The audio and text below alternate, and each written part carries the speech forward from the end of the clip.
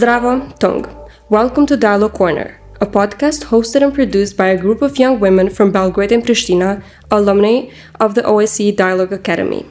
In our podcast, we will try to bring different guests, such as prominent members of Serbian and Albanian societies and members of the international community, in order to share interesting stories and thoughtful insights. Also, we aspire to introduce our network to a larger audience and to create a community based on values of dialogue and gender equality, as well as share them not only with Albanian and Serbian communities, but throughout the entire region.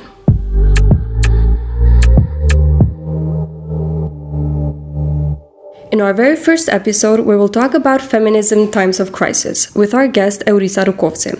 Eurisa, welcome to Dialogue Corner. Thank you so much for the invitation. It's a pleasure to talk about this and hopefully highlight a couple of issues that have been very important in the times of COVID.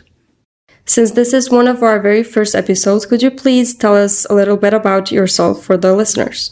I'm Eurisa. I am working with Social Lab, which is an NGO based here in Prishtina since 2016, 17, 18. We have done numerous projects that were mainly about sexual education, women's rights, young women's rights, and mental health. As of late, we have initiated a new project which is called Gazeta, which is a feminist online newspaper-style portal where women share their thoughts and opinions on issues that affect them, and at the same time they do multiple stories where women are at the center. Well, it's such an honor to have you as our very first speaker. So since we're going to talk about the roots of feminism in times of crisis, could we start with the history of crisis and feminism? I think rather than delving into the roots per se, because as we know, women have always been at times of crises, and they have been first responders for almost everything, although a lot of that is unwritten. I think the most recent, before the pandemic, the COVID-19 pandemic, would have to be the Ebola outbreak in Africa, and maybe even the Zika virus, where we saw what health crises such as these do, and how women really get the bigger responsibility in it. So firstly, women are at the forefront. They're involved in professions which are assumed to be caretakers, be that in health, be that as mothers or whatever else. So they are basically the ones that handle all of the responsibility, and they have a multifactorial responsibilities, and that in itself should be enough to really understand how much of a burden it is to women. But if we see, for example, the Ebola virus, what happened there was that although when it was partially over, men and women returned to work. And what happened was that the economic way that women were hit by it was a lot worse than the way that men were hit by it. So although men, when they returned to the office jobs and when they returned to work, they had the same wage, they had the same pay, women did not. And this is mostly due to the jobs that women may or may not have. And most of them are, informal. They are not paying taxes because they are seen as part-time workers, etc. So these episodes of the Ebola virus, Zika virus, they had very long-lasting effects on gender equality, and I think that it's fair to say that the COVID-19 virus will also be doing the same to women worldwide. We saw a lot of reports in Kosovo and the Balkans and worldwide that women, apart from being caretakers and apart from working maybe office blue-collar jobs from home, at the same time they also had an additional responsibility of taking care of the kids and taking care of housework, so the unpaid labor. So it's fair to say that there are a lot of issues which have not even, we haven't even began to treat like we should. We had a lot of reports as well detailing that the rates of domestic abuse were also higher during COVID isolation times and closures. So, this pandemic ultimately was a crisis and is continuing to be a crisis for gender equality. But I think that it's also something that can be used to really affect the future and affect future policies and the way that women get treated, or the way that women will actually live their life if pandemics or other crises like these continue to happen. We have seen that domestic violence is quite spread, not only in Kosovo, but in Balkans and worldwide in general. We've seen that throughout, since women have been locked with their husbands, with their abusers in one place. How do you view this part in Kosovo? In domestic spaces, there is often this sort of an invisible monster where, people from the outside might not always see it, but the women who are in fact dealing with it and experiencing it every day, really, it's very well known to them. And the perpetration of violence, domestic violence in times of crises, it's very widespread. We see this happening not only in epidemics or pandemics or whatever, but also in cases of natural disasters, cases of war and conflict, etc. So this is not, unfortunately, something new for women's organizations. What is new, although it's new because of the coronavirus in itself, is that there has been a lot of ad hoc organizations and ad hoc advocacy as well, and other practical solutions for women who have been seeing themselves in these environments. And that is really something that is very important to try to understand and try to replicate in order to be more well prepared in other times of disaster, be they from public health causes or from natural disasters, etc. Obviously, the quarantine, it forced vulnerable people to share a space and to share a lot of time together, and the psychological factors behind it are very prominent. In Kosovo, there was a report that gave an estimate as to how much women have been affected by domestic violence and what the percentages were. And, this continuous control of, be it social media, be it other resources where women could get help in normal situations, made it became very limited, and there were very limited resources for women and less social support for women who were suffering from domestic violence. And all over the world, cases have increased. All over the globe, women have been targets, and this is not something that we didn't see in the Balkans as well. So this worry and these increases in violence, including domestic violence and including other issues that women were touched by, which we'll get back to later, are really a true telltale sign of how our policies should be structured in the future, so that women are at the center and that women have a say in everything that happens in the political strategies that are used and the public policy strategies that are used. Because apart from non-governmental organizations, at least in Kosovo, it's not like a lot was done from government officials in regards to domestic violence. So this is something that is very important, and I think that it's not only important for Kosovo because we see the same happening in all countries all over the Balkans. So I think that that should be a true tell sign of how important it is to really plan and to have strategies which put women at the center. Exactly, because we've seen that it's hard for women to actually report their abusers even when they're not home with them, and let alone when they're actually logged with them, which actually limits their use of telephone or internet to actually let someone know that something is happening to them. What about other viruses, such that of HIV? How have women been touched upon this part worldwide? More specifically, the decline of healthcare in women with HIV. So basically, when the AIDS HIV epidemic was happening, specifically in the United States, women were not really seen as potential victims, and apart from that, if they were not in sex work, they were not taken very seriously. However, there was a lot of solidarity between women and men during those times, and we see this in all forms of oral history that was given from people who were living throughout the 80s and throughout going and suffering throughout the 80s, who were in these communities where HIV, really touched them.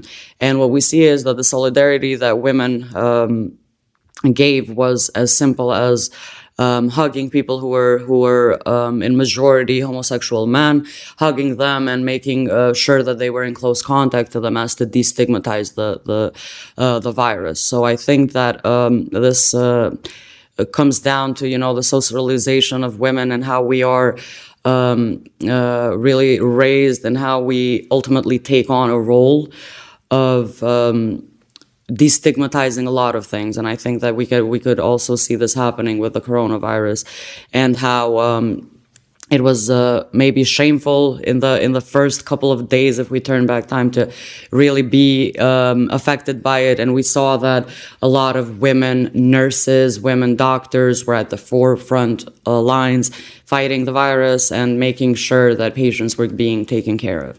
So, a lot of the times women's history is completely erased, and a lot of the times the various ways that they battle something as a virus is very, very multidimensional in a way, I could say.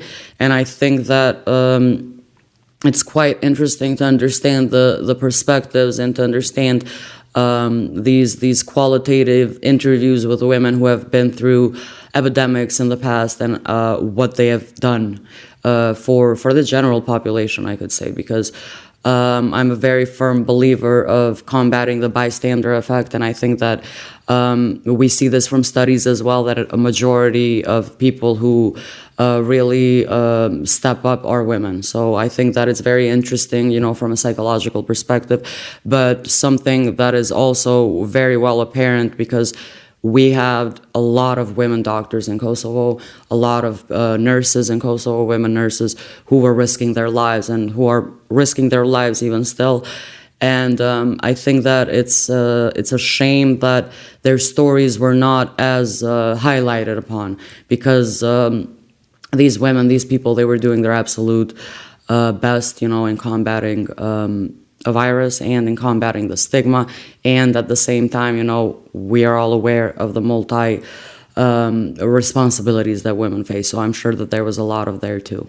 Could we step on the policies that are ought to prevent the negative dimensions of various crises, whatever they may be, in today's world?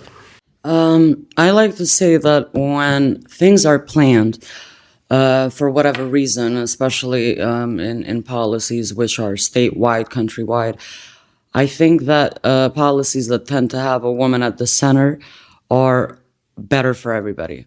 So it can be something as simple as public lighting in the streets.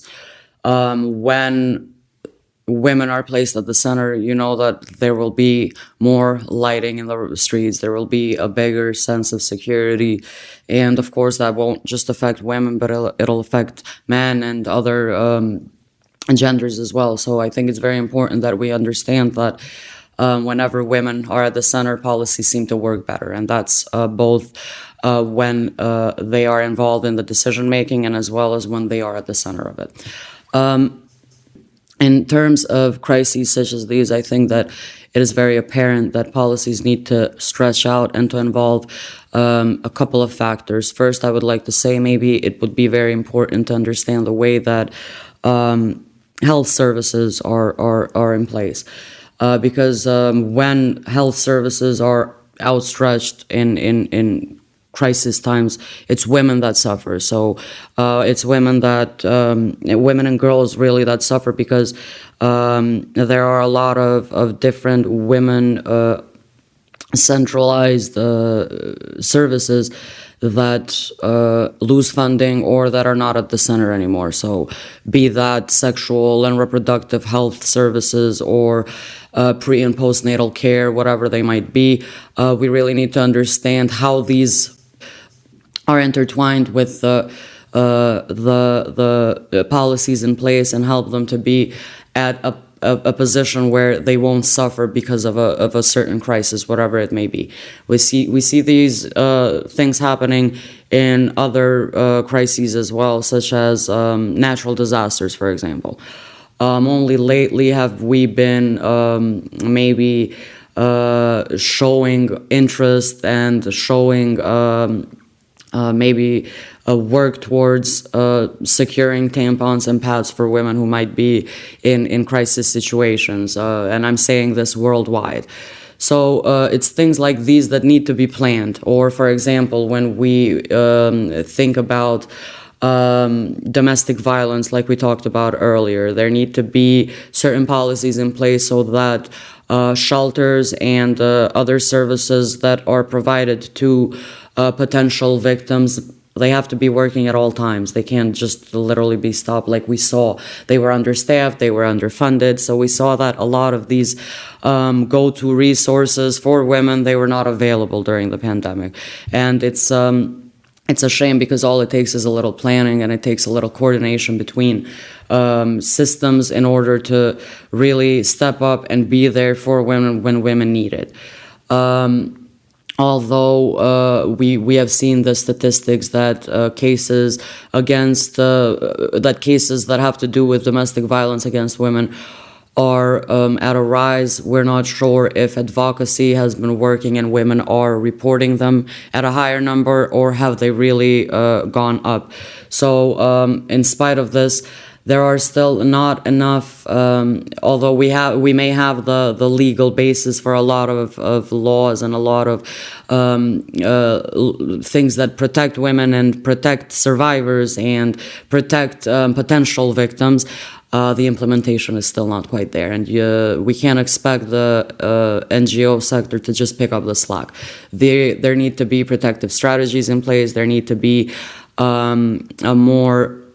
a better answer from security measures. So we've seen in Kosovo and the protests that happen almost yearly, and the 8th of March protests and everything, how many more missed calls. And this has been an echo as to how security in Kosovo has not been at its best. We can say that maybe it's been better during the last 20 years because there were a lot of things that may have gone even unnoticed, but it's still not how it should be. We had a case not only a few months ago where a woman was repeatedly calling the police and they didn't do anything about it, and then she was in fact murdered by her husband. So in order to avoid cases like these, we need better planning, better strategies, and to really try to increase the safety of girls and women, not only in places, so urban places, but also really try to take a step back and look at the way that they are being assessed in rural places where, everything happens behind closed doors and there might not be enough of a social circle to offer support to a potential victim. Exactly, but also being such a small country such as Kosovo, it actually plays a huge role, because even if we try to actually implement laws such as the law on electronic surveillance, which is actually in place, but it's not implemented because Kosovo doesn't have the budget to actually buy the surveillance equipment and actually put them into use. It's very hard for women to even seek shelter. And when we're at shelters, we only have like 6 or 7 throughout Kosovo, which have very limited capacities. But in even other cases, even if you actually seek help to the shelters, there is very little time that you can actually spend there. And then you don't have any other place to go rather than go back to your abuser. So this pretty much is a cycle that keeps on going on.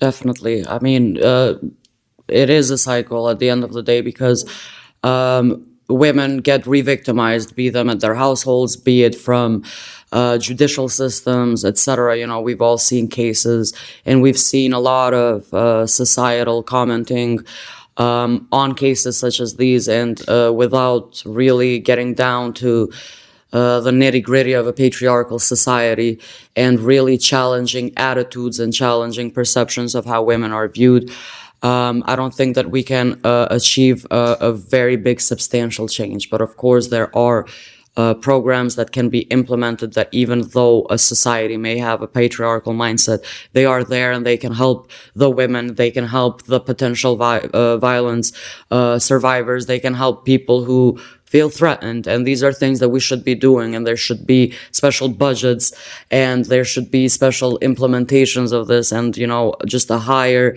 way of really higher and more compatible way of working for these issues, because a lot of things are good on paper, but we really need to work them and address them in a practical manner, and this can be done.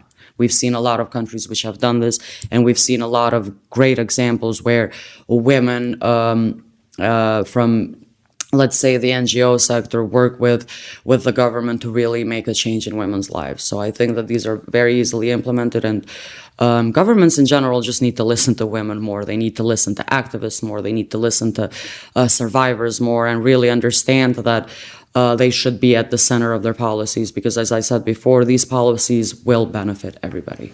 Eurisa, being a very well-spoken feminist, what would be one of your advices for the young women that are listening to us? I think the best advice that I can give at this point is just to stick together. I think that sticking together can constitute a bigger change than anything else, because only when women stick together, they are able to push forward and to really try to change something. And I think that the bigger the resistance, I might say, be that in forms of organizing petitions or organizing talks, organizing discussions, and really speaking out and being one voice, can really affect the way that living life in Kosovo will change in the future. So sticking together and learning from older but as well younger generations. Thank you so much for being part of our podcast. Thank you very much for the invitation.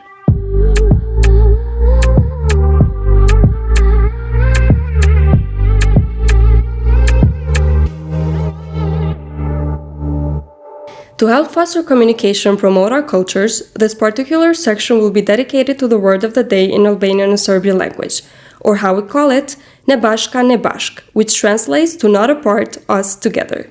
In this part of the podcast, we encourage you, our guests and listeners, to learn a word in the language of the other, linked to the topic of our conversation. The word will be taught in Serbian and in Albanian, and then translated to English, as we hope to promote lingual and cultural diversity as a virtue. The word of this episode will be domestic violence, which in Albanian would be dhuna në familje, and in Serbian would be nasilje u porodici. Thank you for joining us for the episode of Dialogue Corner. If you liked it, make sure to visit our social media platforms at Dialogue Academy, as well as to subscribe to the show on iTunes, so you'll never miss an episode. While you're at it, make sure to tell your friends about it and share it with your colleagues, and help us in our mission to share the values of dialogue and gender equality. You can also join the conversation by leaving a comment, since we are looking forward to hearing your opinion about this topic. Become a part of the dialogue.